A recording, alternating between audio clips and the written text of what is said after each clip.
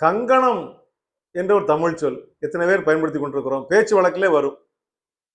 என் ஜோலியை முடிக்கிறதுக்கு கங்கணம் கட்டிருக்கியாடா, என் ஜோலியை முடிக்கிறது கங்கணம் கட்டிருக்கியா அப்படிமா. ஏன்டா பாஸ் ஆகக்கூடாதுன்னு கங்கணம் கட்டிருக்கியா வாத்தியார்? தேரக்கூடாது, வாழ்க்கையில உருப்படக்கூடாதுன்னு கங்கணம் கட்டிருக்கியா அப்பா? நீ வாழ்க்கையில வழங்காம போன்னு கங்கணம் கட்டிருக்கியாடா? இப்ப கங்கணம்னா என்ன? கங்கணம் என்பது ஒரு குறிப்பிட்ட காலகட்டத்திற்கு ஒரு விரதம் இருக்கிறோம், ஒரு நோன்பு இருக்கிறோம், ஒரு கோவிலுக்கு விரதம் இருக்கிறோம் 40 நாள் என்று சொன்னால் ஒரு கயிறை இது வேண்டி இங்க எல்லாம் கட்டுவாங்க, கையில கட்டிருப்பாங்க. இதுல கையிலே கட்டக்கூடிய ஒரு காப்பு தான் கங்கணம். அது பேர் காப்பு. அது அணிகலன் கிடையாது. ஏதோ ஒரு விரதம் வேண்டி, ஒரு செயலை வேண்டி, அதுவரை இதை நான் கட்டியிருப்பேன், அந்த காரியம் முடிந்தால்தான் இதை அவிழ்ப்பேன் என்று கட்டுவது பேர் தான் கங்கணம். இது பெரும்பாலும் கோயில் வேண்டுதலுக்காக இருக்கலாம். ஒரு காரியத்தை முடிக்கும் வரை, நான் 12ஆம் வகுப்பு தேர்வு வரை இந்த கங்கணத்தை அவுக்க மாட்டேன்னு கட்டிக்கலாம்.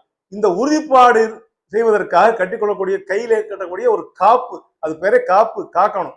அந்த நாம் என்ன விரதம் எடுத்திருக்கோமோ அதை காப்பதற்காக, ஒருவேளை அதை மீற நேரும் போது கையை பார்த்துட்டோம்னா கட்டிருப்போம், ஆகா கட்டிருக்கோம்டா, கங்கணம் பண்ணிருக்கோம்டா, உறுதிப்படுத்திருக்கோம்டா என்று நம்ம நினைவுபடுத்துவதற்காக தான் கையிலே கட்டப்பட்டது. அதுதான் கங்கணம். அப்ப கங்கணம் என்று சொன்னால் உறுதியாக செய்து முடிப்பேன், இதை உன்னை ஓய்க்கணுமா, கண்டிப்பா ஓய்ச்சிருவேண்டா, அது வரைக்கும் கட்டிருப்பேன் என்பது போல அந்த கங்கணம் என்பது காப்பு என்று பொருள்.